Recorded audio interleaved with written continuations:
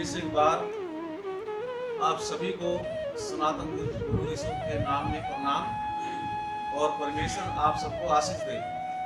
फिर से परमेश्वर का वचन लेकर मैं आपके सामने में उपस्थित हुआ हूँ। आज मेरे साथ में भजन संहिता उसका 1 अध्याय का 1 से पढ़ेंगे। यहाँ परमेश्वर के वचन में आज हमें मालूम पड़ेगा कि परमेश्वर 2 प्रकार के व्यक्तियों के बारे में हमें बताता है। धर्मी और दुष्ट में क्या अंतर होता है, धर्मी व्यक्ति कौन है, दुष्ट कौन है, दुष्ट कर्म कैसे होते हैं, धर्मी धर्म के कार्य कैसे करता है। ये हमें जानने के लिए जो हमारे पास में परमेश्वर का शब्द है या वचन है वो हमें बताता है कि आज मनुष्य 2 प्रकार के हैं जो हम पहचान सकते हैं अपने जीवन में। यह लिखा है, क्या ही धन्य है वो पुरुष जो दुष्टों की युक्ति पर नहीं चलता, क्या ही धन्य है वो पुरुष जो दुष्टों की युक्ति पर नहीं चलता।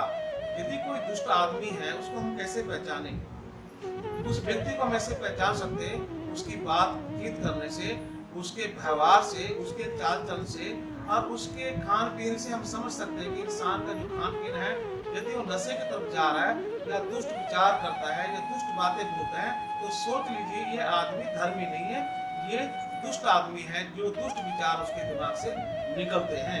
वो परमेश्वर की बातें कभी नहीं बोल सकता है। इसलिए परमेश्वर कहता है ऐसे व्यक्ति की बात पर कभी भरोसा नहीं करना, कभी उसकी बातों को लेकर चलना नहीं है, ना उसकी बातों पर विश्वास करना चाहिए। मगर दूसरा बात लिखा है और कहता है ना उनकी युक्ति पर चलता है। कोई योजना बनाते हैं पापी लोग, उनके जाल में नहीं फंसना चाहिए इंसान को, और ना पापियों के मार्ग में खड़ा होता है। जहाँ पर 10 लोग 5 लोग खड़े होते हैं वहाँ पर विचार करते हैं लोग संसारिक, वहाँ पर दुष्ट बातें बोलते हैं और गंदी गंदी बातें करते हैं और संसारिक बातें करते हैं। तो कहते हैं परमेश्वर धर्मी आदमी को चाहिए कि वहाँ पर ना खड़ा हो, वहाँ से अलग हट जाए। और यदि वहाँ खड़ा होता भी है तो धर्मी आदमी को मौका होता है कि मैं उनको परमेश्वर का वचन सुनाऊं और परमेश्वर के बारे में बताऊं। तब हम कह सकते हैं कि ये आदमी धर्मी है, तो परमेश्वर का वचन पापी लोगों के बीच में, उनकी मंडली में, उनकी सभा में वो प्रचार करता है। आगे लिखता है और ना ठट्ठा करने वाली मंडली में बैठता है। कई लोग देखते हैं हम जाके चौराहों पे बहुत से लोग बैठे रहते हैं 5-5, 10-10 की संख्या में, केवल ताश खेलते हैं, जुआ खेलते हैं। इस प्रकार से कहते हैं यदि धर्मी आदमी है उसे वहां नहीं बैठना चाहिए, ना ही वहां खड़ा होना चाहिए, वहां से उसे चले जाना चाहिए। यदि वहां बैठता है तो मौका देखते हुए परमेश्वर का वचन यदि उनके जीवन में दे देगा तो हो सकता है कि वो ताश खेलना ऐसी बातें करना छोड़ दे। फिर आगे 2 भी लिखा है, परंतु वह तो परमेश्वर की व्यवस्था से प्रसन्न रहता है। वो ईश्वर की व्यवस्था मतलब परमेश्वर के ग्रंथ से, उसके वचनों से, भगवान के वचनों को सुनकर वो क्या होता है, प्रसन्न होता है और उसके मन में एक शांति आती है। इस प्रकार से वो परमेश्वर का वचन कहते हैं, परंतु वह तो परमेश्वर की व्यवस्था से प्रसन्न रहता है और उसकी व्यवस्था पर दिन रात ध्यान करता है। जो व्यक्ति धर्मी होता है वो सुबह उठकर परमेश्वर से प्रार्थना करता है, फिर परमेश्वर का वचन पढ़ता है, फिर वो लोगों से संगति करता है। इस प्रकार से उसका व्यवहारिक जीवन जो उसका जीवन होता है वो परमेश्वर से लगातार परमेश्वर की संगति में रहता है, उसी से प्रसन्न होता है और लोगों से मिलता है। जब इनको वचन सुनाता है तो उसकी आत्मा को अजीब सी शांति आती है, जो प्रसन्न हो जाता है उसका आत्मा। उस प्रकार से आज हमें पहचान करना है कि हम किस साइड में चल रहे हैं, या हम धर्मी हैं या हम पापी हैं। यदि धर्मी है तो धार्मिकता का बीज आप जरूर बोएं, और वो धार्मिकता का बीज पापी लोगों में बोया जाता है। कई लोग पापी नहीं होते हुए धर्मी कर्म भी करते, धर्म के काम भी करते, फिर भी ईश्वर की जो वचन है उन लोगों के बीच में भी बोना पड़ता है। मगर वो हो सकता है कि वो लोग नशे की चीज ना खाते हो या कोई भी मांस मदिरा नहीं पीते हो, मगर अच्छे कर्म करते हो, फिर भी चाहिए उनको भी हम परमेश्वर के बारे में बताएं ताकि और ज्यादा परमेश्वर के नजदीकी में चले जाएं और परमेश्वर का वचन को ग्रहण करके। परमेश्वर कहता है कि मंत्र मूलम गुरु वाक्यम, यदि परमेश्वर का वचन सुना देते हैं, परमेश्वर का वचन को मान लेता है वो व्यक्ति, तो वो परमेश्वर से जुड़ जाता है और परमेश्वर की आज्ञा का पालन करता है। आगे लिखते हैं कि ऐसा व्यक्ति दिन रात परमेश्वर के वचन का ध्यान करता है। 3 में लिखा है, वह उस वृक्ष के समान है जो बहती नालियों के किनारे लगाया गया है और अपनी ऋतु में फलता है और जिसके पत्ते कभी नहीं मुरझाते। इसलिए जो कुछ वह पुरुष करे वह सफल हो जाता है। परमेश्वर का वचन कहता है कि वो जो धर्मी आदमी होता है वो ऐसा व्यक्ति होता है जैसे कहता है बहती नाली के किनारे या बहते नदी के किनारे यदि किसी वृक्ष को लगाया जाए तो वो अपने समय में फलता है, बोलता है, उसके पत्ते कभी नहीं मुरझाते, उसके पत्ते हमेशा हरे भरे रहते हैं। और वो कहता है अपने समय में आंधी आने से, तूफान आने से वो वृक्ष कहता है पूरा मजबूत रहता है, कभी भी गिरेगा नहीं, क्योंकि उसकी जड़ें पाताल तक है, नीचे गहराई में है, उसको पानी हमेशा मिलता रहता है। इसलिए कहता है उस वृक्ष के समान तुम्हारा जीवन होना चाहिए, जो कहता है कि जो वचन पढ़ता है, जो संगति करता है, जो परमेश्वर की आराधना करता है, उस नदी के किनारे के जैसा पेड़ लगा हुआ हरा भरा रहता है। ऐसे ही आप अपने जीवन में कभी भी निराश नहीं होंगे, उदास नहीं होंगे, परेशानी में पड़ेंगे तब भी मजबूत है, संकट में पड़ेंगे तब भी मजबूत है।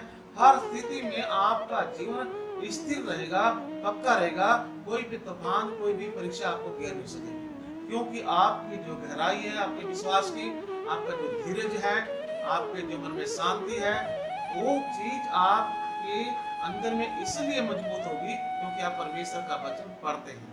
और परमेश्वर का वचन जैसे पानी इस वृक्ष को दे रहा था उसकी जड़ों में, उसी तरह आपके विश्वास में ये जो वचन है आपके विश्वास को पक्का करता है, मजबूत करता है। इस प्रकार से वो पुरुष कहता है, वो ऐसा पुरुष किसी भी काम में हाथ डालेगा, परमेश्वर कहता है उसको क्या मिल जाएगा, वो सफल होगा, वो सफल होगा। किसी प्रकार का वो बिजनेस करे, किसी प्रकार का नौकरी करे, किसी प्रकार का कोई और भी काम संसार का करे, परमेश्वर कहता है ऐसा पुरुष हर काम में सफलता प्राप्त करेगा। फिर कहता है परमेश्वर का वचन, दुष्ट लोग ऐसे नहीं होते, वे उस भूसी के समान होते हैं जो पवन उड़ा ले जाती हैं। कहते हैं दुष्ट लोग भी, जो पापी लोग होते हैं, वो घूमते फालते रहते हैं, पूरे घूमते रहते हैं, वो जैसे सोचते हैं हमारे जैसा कोई नहीं है, हम बहुत ज्यादा अच्छे हैं और हमें कुछ भी नहीं होगा। तो कहता है एक दिन ऐसा आएगा कि जैसे हवा पवन आती है, तूफान आता है और भूस को, पत्तों को वो समेट के उड़ा के कहाँ ले जाता है, उनका खबर तक नहीं मिलती कि कहाँ गए पत्ते और कागज कहाँ चले गए। उसी प्रकार से दुष्ट के जीवन में ऐसी विपत्ति आएगी कि जब उसकी मृत्यु आएगी तो अचानक से होगी, वो जान नहीं पाएगा कि मेरी मृत्यु कैसे होगी, कैसे मैं संकट में फंस गया, कैसे मैं मुसीबत में फंस गया। ऐसा परमेश्वर कहता है कि परमेश्वर का वचन में ज्ञान देता है कि जो पाप कर्म कर रहे, दुष्ट कर्म कर रहे, उनको अचानक से ऐसी विपत्ति घेरेगी कि उनका जीवन नष्ट हो जाएगा। इस प्रकार से परमेश्वर कहता है कि इस कारण दुष्ट लोग अदालत में स्थिर ना रह सकेंगे और ना पापी धर्मियों की मंडली में ठहरेंगे।